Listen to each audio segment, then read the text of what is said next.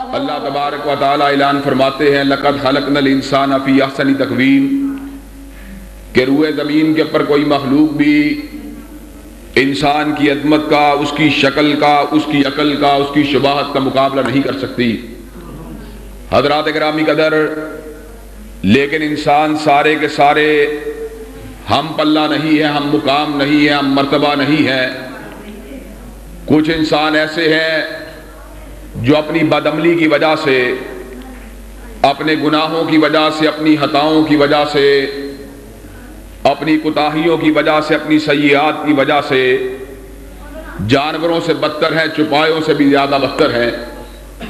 اللہ تبارک و تعالی اعلان فرماتے ہیں اولئک کالانعام بل ھم اضل، کہ چوپائے اعلیٰ ہیں لیکن یہ انسان چوپایوں سے بھی زیادہ بدتر ہیں۔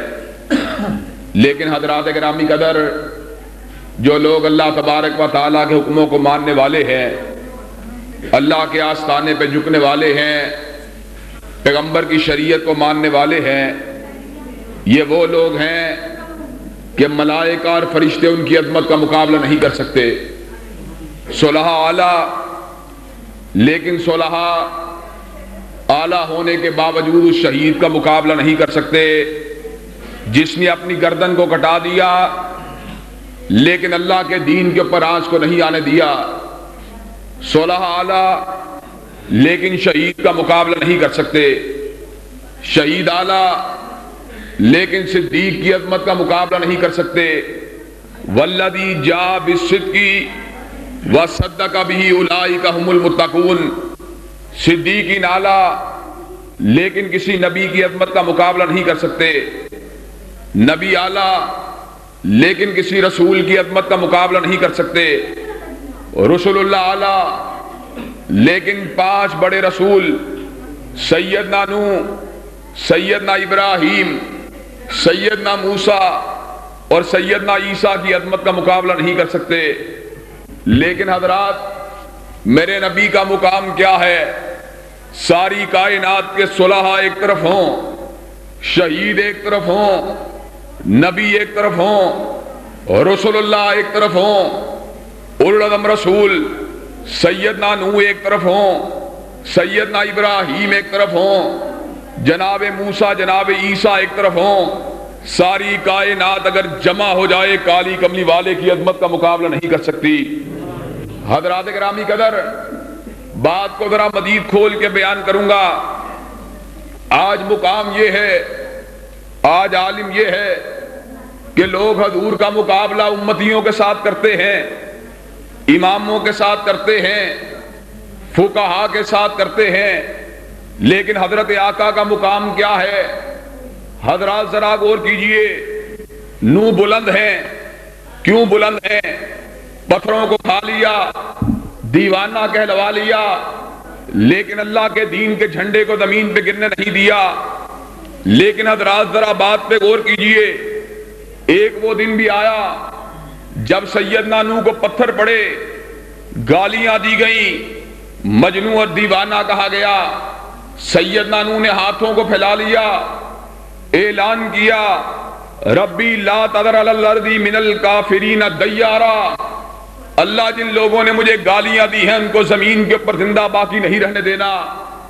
حضرات ذرا میرے نبی کی کیفیت پہ غور کیجئے، آقا کو بھی گالیاں دی جا رہی ہیں، پتھر مارے جا رہے ہیں، برا بلا اور دیوانہ کہا جا رہا ہے، خون آقا کے وجود سے گر رہا ہے، چھلنی سے جس طرح پانی گرتا ہے آقا کے وجود سے خون گر رہا ہے۔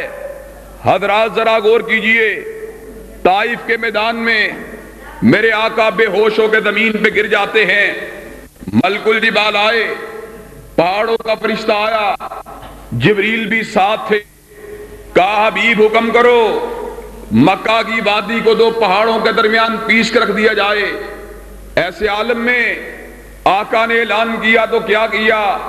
اللہم اہدی قومی فإنہم لا یعلمون، اللہ میرے قریہ کے لوگوں کو ہدایت دے دے، یہ مجھ کو پہچانتے ہی نہیں ہیں۔ نوح نے دعا مانگی تو بربادی کی دعا مانگی، اور میرے آقا نے دعا مانگی تو ہدایت کی دعا مانگی۔ حضرات ذرا ایک اور منظر پہ غور کیجئے، سیدنا سلیمان اللہ کے نبی بھی ہیں، بادشاہ بھی ہیں، حکومت ملی تو کیسے ملی؟ دعا مانگی رب اغفر لی وہب لی ملکا لا ینبغی لأحد من بعدی انک انت الوہاب۔ اللہ سلیمان کی خطاؤں کو معاف کر دے اور ایسی حکومت دینا جو میرے بعد کسی دوسرے کے نصیبے میں نہیں آئے۔ حضرات اللہ نے حکومت دی، چرند پہ حکومت دی، پرند پہ حکومت دی، حشرات الارض پہ حکومت دی، جنات کو تابع کر دیا، ہوائیں بھی سفر کرتی، 1 مہینے کی مسافت کے اوپر سلیمان سے پوچھ کے سفر کرتی۔ حضرات منظر پہ ذرا غور کیجئے، میرے نبی کی کیفیت پہ غور کیجئے۔ جبریل آئے، کہا حبیب حکم کرو مکہ کی کنکریوں کو آپ کے لیے سونا بنا دیا جائے۔ میرے آقا نے جواب دیا تو کیا دیا؟ کہا میری ایک ہی تمنا ہے، میں 1 دن بھوکا رہوں، مجھے 1 دن کھانے کے لیے ملے۔ کہا حبیب یہ کیوں کہتے ہو؟ کہا یہ اس لیے کہتا ہوں جس دن کھانے کے لیے ملے شکر کر کے اللہ کو راضی کر لیا کروں، اور جس دن بھوکا رہوں صبر کر کے مالک کائنات کو راضی کر لیا کروں۔ حضرات ایک اور منظر پہ غور کیجئے، سیدنا موسیٰ اللہ نے عصا دیا، پتھر پہ مارتے اس میں سے پانی روا ہو جاتا، اپنی بغل میں ڈالتے، باہر نکالتے، فَإِذَا هِيَ بَيْضَاءُ لِلنَّاظِرِينَ، اس طرح چمکتا جیسے چودھویں کا چاند چمکتا ہے۔ بستی کے لوگ پیاسے تھے، ایک دن 12 قبیلوں والے آئے، کہا موسیٰ ہمیں پانی کی ضرورت ہے۔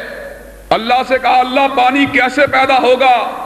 کہا فَقُلْ اضْرِبْ بِعَصَاكَ الْحَجَرَ فَانْفَجَرَتْ مِنْهُ اثْنَتَا عَشْرَةَ عَيْنًا، موسیٰ اپنے عصا کو پتھر پہ مارو۔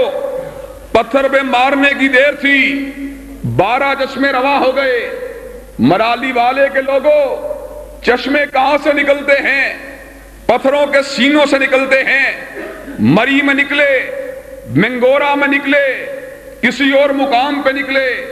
پانی جب بھی نکلتا ہے پتھر کے سینے سے نکلتا ہے۔ پتھر مردہ تھا، موسیٰ کی عصا لگی، 12 چشمے نکل آئے، بہت بڑی بات ہے۔ لیکن ذرا میرے نبی کے اجازت پہ غور کرنا، حدیبیہ کا مقام ہے، 1400 صحابہ ہیں، پانی کی پیاس ہے۔ میرے نبی نے اپنی چھڑی کو، اپنے ہاتھ کو کسی پتھر پہ نہیں مارا، اپنے ہاتھ کی 5 انگلیوں کو کھولا، مالک کائنات نے 5 انگلیوں میں سے 5 نہروں کا روا فرما دیا۔ حضرات ذرا ایک اور منظر پہ غور کیجئے، سیدنا عیسیٰ اللہ نے دم دیا تو کیا دیا؟ وَأُحْيِي الْمَوْتَىٰ بِإِذْنِ اللَّهِ، مردے ہوتے، لوگ مر جاتے، دھڑکتا ہوا دل دھڑکنا چھوڑ دیتا، دیکھنے والی آنکھ دیکھنا چھوڑ دیتی، سننے والا کان سننا چھوڑ دیتا۔ سیدنا عیسیٰ ہاتھ پھیرتے، مردہ کلام کرنا شروع کر دیتا۔ کون سا مردہ جس میں کبھی زندگی تھی؟ لیکن میرے نبی کے دم پہ غور کرنا، آقا نے پختہ منبر کو تعمیر کیا، کھجور کے تنے سے ٹیک کو اٹھایا، کھجور کے تنے سے جدا ہوئے، کھجور کے تنے نے میرے آقا کی یاد کے اندر رونا شروع کر دیا۔ آقا کھجور کے تنے کے قریب آتے ہیں، سینے کے ساتھ لگاتے ہیں، کھجور کے تنے نے رونا بند کر دیا۔ حضرات ذرا غور کیجئے، سیدنا عیسیٰ نے اس کو زندہ کر دیا اللہ کے حکم سے، جس میں زندگی کی حرارت موجود تھی، اور میرے نبی نے اللہ کے حکم سے اس کو زندہ کر دیا جس میں زندگی کی حرارت بھی موجود نہیں تھی۔